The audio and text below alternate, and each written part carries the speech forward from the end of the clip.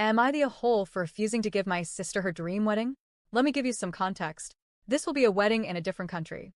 Because it's at an all-inclusive resort, she says all guests need to stay on site in order to attend the wedding. She also says she needs me and my family, consisting of my husband, my 3-year-old and 1-year-old, to be there for at least a week, 4 days before the wedding to help her prepare, the day of the wedding, the day after the wedding for a guest send-off, and then she needs me and the bridal party to stay an extra day to do a bride and groom send-off. Overall, the cost of just flying to the location and staying at the resort is going to be about $9,000 for my family. This isn't even including any of the other wedding party costs. We are all in the wedding, including my kids, so clothes, alterations, etc. I'm guessing wedding party clothing costs will be about $1,000 for the 4 of us, including alterations. Then, out of the blue, one of her friends, whom I've never met, contacted me and basically said that she understands that I'm an older generation and probably don't know how modern-day bachelorette parties work. But the new norm is a bachelorette party trip, typically 5 to 7 days long. She mentioned that my sister has always talked about wanting her trip to be to Paris, and that typically the MOH pays for the bride's lodging, the bridal party's lodging, and activities. I haven't even started to price this out, but I'm guessing it's going to be another couple of $1,000s. Then my mom approached me to see if she and I are going to co-host the parties. My sister has mentioned wanting a bridal shower, ladies only, and additionally a party celebrating them as a couple, either an engagement party or a wedding shower. My sister's fiancé lives in a different country and, according to her, his family is not financially well off. She suggested a great gift would be to pay to fly his mom, stepmom, and grandma over and to host them so they can attend the party. I have no idea how much that will cost. I raised some concern about how this is going to be a large financial undertaking for us. We can afford it, but not without getting uncomfortable. I asked if there was any way we could not come for the full wedding week or maybe stay somewhere other than the all-inclusive resort to save some money. She said since her wedding is 10 months away, it should give me plenty of time to cancel the other trips we had planned, and if I really need to, I can get a job. I'm currently a SOM. I'm going to have to cancel my 3-year-old's birthday trip to Disneyland. She's been so looking forward to it, and my husband and I had a trip planned for our 10-year anniversary that will have to wait for another year. She said she has already given a pass on going with her to look for wedding dresses. It's her dream to go to all the salons featured on Say Yes to the Dress, so she is planning on doing a wedding dress shopping trip to Georgia, New York, and Texas. We all live in California, so this 10-day trip is cross-country. I'm at a loss. I want to be supportive and realize that it's her wedding, and she can do whatever she wants to make it the most fairy tale perfect day for her. However, I don't know where to draw the line without seeming like a jerk. Is it bad to not throw the bachelorette party if I'm the MOH? Frankly, if it's truly a week-long trip, I wouldn't even want to go if someone else planned it. That's a long time to be away from my kids with no other childcare. Is it bad to put up a boundary and not stay at the all-inclusive for the week?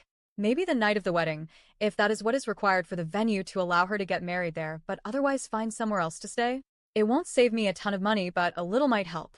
She says because of reported cartel presence, this would be dangerous, and she wouldn't feel comfortable with us being anywhere other than the resort. Is it customary for the MOH to throw the bridal party and a wedding/engagement party? Just as a rough estimate, if I do everything that seems to be expected of me, I'm guessing the cost of this wedding will be around $19,000 for me, $9,000 to stay for the wedding week, $1,000 for wedding party clothes for my family, $2,000 for a bridal shower, $2,000 for a wedding shower, $1,500 to fly his family here, and probably $4K for the bachelorette party. I haven't been in a wedding in forever. Is this how much it normally costs? She is already getting short-tempered with me when I bring up how expensive it is going to be, stating that I can work like normal people and then money wouldn't be a problem. I always thought we did well financially. I'm a doctor, but I've taken off since my kids were born to spend the first few years with them until they are school-aged, and my husband is well enough for us to not be financially strained, but I'm always mindful of our finances. But is it normal to ask wedding guests to spend upward of $10,000 to attend a wedding without batting an eye? Maybe I've been living under a rock. I just don't know what to do. I don't want to be a jerk. Any advice? Side note, she has a suggestion for a wedding gift for me to give her. Since her fiancé will be immigrating here after the wedding, he isn't planning on bringing anything with him from his home. She suggests that, since he will need a car, I could offer to give him our new car, purchased last year, and we could take my parents' 20-year-old minivan. Then my parents could buy a new car for themselves. She says I probably need a minivan anyway with the kids, and that he wouldn't be caught dead driving one, so this would work out perfectly. She is going to be mad when I tell her it's not going to happen. Update. Thank you for all the comments reassuring me. I am glad I wasn't just out of the loop and was right about my feelings. After reading your comments, I got the guts to confront my sister.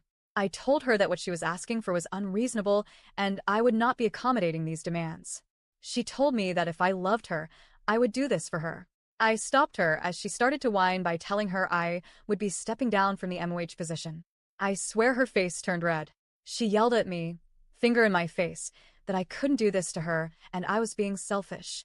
I explained that I could not imagine canceling prior planned family trips or leaving my role as a som. Both of these things are important.